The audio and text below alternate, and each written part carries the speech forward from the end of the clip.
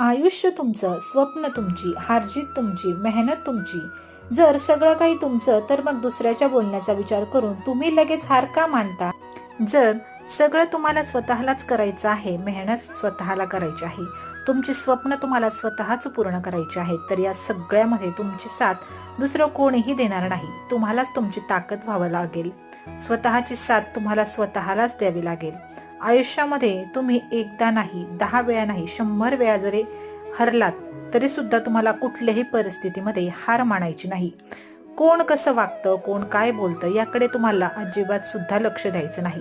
प्रत्येक वेळी एक नवीन सुरुवात करून तुम्हाला तुमचं स्वप्न कुठल्याही परिस्थितीमध्ये पूर्ण करायचं आहे. आणि हेच उत्तर असेल अशा लोकांसाठी जे तुमच्या हरण्याची वाट पाहत होते. त्यामुळे कितीही वाईट परिस्थिती आली, कोणी कितीही आपल्याविषयी वाईट बोललं, तर त्याकडे लक्ष न देता आपल्या स्वप्नपूर्तीकडे वाटचाल